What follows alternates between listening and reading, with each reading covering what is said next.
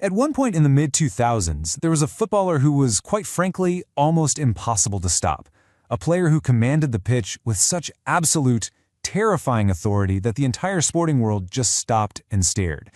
We're talking about Adriano Leite Ribera. You probably know him simply as Adriano. And today, in this explainer, we're diving into a story that is as awe-inspiring as it is completely heartbreaking. Because here is the real mystery we're looking at. He had the power, the raw talent, and the momentum to become the absolute greatest footballer in the world. No question. And then, he just vanished. How does someone with the entire world at his feet, playing at the absolute pinnacle of the sport, just fade away from it all? Section 1. A force of nature. Okay, let's dive right into this. To really understand the fall, you first have to understand the sheer magnitude of the rise. Adriano grew up in Vila Cruzeiro, which is a favela in Rio de Janeiro. And like so many Brazilian kids, football was absolutely everywhere around him. But for Adriano, you see, it wasn't just a game. It was his way out. And it was obvious from a very, very young age exactly why he was destined for the top. I mean, just think about these physical traits for a second. He was 6'2". He was incredibly strong. But he also had this exceptional breakaway speed. At his peak, defenders literally didn't know what to do with him. If they gave him space, he'd shoot. If they tried to get physical, he'd just push them aside like they weren't even there. Try to outrun him? Yeah, good luck with that. And all of this was capped off by a devastating left foot. When Adriano took a shot, it didn't look like normal football. It looked like someone had just fired a cannon. His talent was just so overwhelming that his progression was lightning fast. He makes his senior debut for Flamengo as a teenager. By 2001, European giants are already knocking on the door, and Inter Milan brings the young Brazilian over to Italy. Now, they knew exactly what kind of raw diamond they had on their hands, but he needed some polishing, right? He needed minutes. So he goes out on loan to Fiorentina and then over to Parma. And it's at Parma where the rest of Europe suddenly wakes up and realizes exactly what is coming. Section 2. Becoming the Emperor. So his time away absolutely proved he was ready. In the first half of the 2004 to 2005 season, Adriano scored 8 goals in just 9 Serie A appearances for Parma. Inter Milan had seen enough. They called him right back. But he wasn't just a talented young prospect anymore. He had transformed into an absolute monster on the pitch. He could receive the ball with his back to the goal, turn a world-class defender, and suddenly be bearing down on the keeper with this terrifying speed. And if you want a perfect snapshot of just how scary he was to play against, consider this number, 178. One of his early, truly legendary moments for Inter came against Real Madrid at the Santiago Bernabeu. Adriano steps up and unleashes a free kick that was reportedly measured at around 178 kilometers per hour. Goalkeepers barely had time to blink. The ball was in the back of the net before they could even move their feet. It was in that exact moment the world realized he was something entirely different, and the nickname was born, L'Imperatore, the Emperor. And this brilliantly illustrates the explosion in his production when he came back to Inter.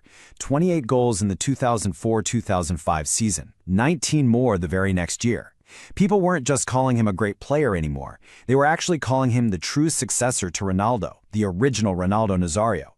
Adriano had the physical power of a heavyweight boxer, the agility of a much smaller guy, and a finishing ability that was just second to none. For a few years there, he genuinely looked like he could become the single best player on the planet. Section 3. The Turning Point. Now, as his club career was exploding, his international career with Brazil was reaching an entirely new level too. And this brings us to the absolute pinnacle of his footballing life, just before everything changed. So it's 2004. Adriano is leading the line for Brazil in the Copa América final against their fierce rivals Argentina. Brazil is losing. Time is totally running out, and then, deep into stoppage time, Adriano gets the ball, turns, and just fires it into the net. He completely saves Brazil. They go on to win the tournament on penalties. Adriano is the hero. He finishes as the Golden Boot winner. It is a moment of pure, unadulterated triumph. And in his biggest moment of glory, there was only one person he wanted to dedicate it to, his father, Almir, his closest friend in the world, the man who had guided him through his entire life. But then, the story stops being about football. Just 9 days. 9 days after the absolute greatest triumph of his life, Adriano gets a phone call. His father, Almir, had died of a massive heart attack. When you really look at this, the tragedy becomes so incredibly sharp. Almir was only 45 years old. Adriano was just 22. A 22-year-old kid who had just conquered South America, who literally had the weight of the footballing world on his shoulders, suddenly lost his anchor. His dad wasn't just a parent. He was the absolute center of Adriano's universe. Section 4. The Invisible Struggle. What happens next is a really profound lesson for all of us about the difference between the success we see on the outside and the incredibly heavy burdens someone might be carrying on the inside. Because to the outside world, the emperor kept ruling. In 2005, he helps Brazil win the Confederations Cup, winning the Golden Boot again. The whole world is watching, asking how good can this guy actually become? But behind closed doors, a completely different reality was unfolding. His teammates saw it first. Legends like Zlatan Ibrahimovic recognized his extraordinary talent, sure, but it was his Inter captain, Javier Zanetti, who noted the heartbreaking shift. Zanetti remembered how deeply the loss affected Adriano. He noticed that while Adriano kept lacing up his boots and going out on the pitch, something fundamental inside him had just broken. The light had gone out. Now, what's really important to understand here is exactly why the football world couldn't save him. Adriano later admitted that alcohol became his primary way of numbing this immense pain. He was battling severe depression. He was so terrified of sleeping because he was afraid of being late that he would just stay awake, drink, and show up to training hungover. Inter staff, his teammates, they desperately tried to help him. But guys, this wasn't a tactical issue. This wasn't a hamstring strain a physio could just massage out. It was profound, all-consuming grief. And no amount of extra training drills can cure a broken heart. Yet, somehow, he pushed forward, straight into the 2006 World Cup. Brazil arrived as massive favorites. They had Ronaldo, Ronaldinho, Kaká, Roberto Carlos, Cafu, and Adriano. This tournament was supposed to be his coronation on the global stage, but instead, it became the beginning of the end. He scored a couple of times, but Brazil gets knocked out by France in the quarterfinals. Adriano was still only 24 years old at this point. That's an age when most strikers are just entering their prime. But instead of ascending, his career started this visible downward spiral. His performances dropped off, his fitness faded, and his entire relationship with the game became incredibly complicated. When you track it like this, the unraveling is undeniably clear. By the 2006-2007 season, the guy who used to bang in 28 goals a year managed only 6 for Inter. He eventually needed an escape, so he goes back to Brazil. And for one brief, really beautiful moment in 2009 with Flamengo, the Emperor actually returned. He scored 19 goals, led them to the championship, and gave everyone a glimmer of hope. But it just couldn't last. A return to Europe with Roma in 2010 ended with 0 goals in 8 games. And from there, it was just a sequence of brief stints, injuries, and faded hopes, ending quietly over in the States with Miami United in 2016. He was 34, but let's be honest, the Emperor had left the global stage a long time before that. Section 5. Football's saddest what if.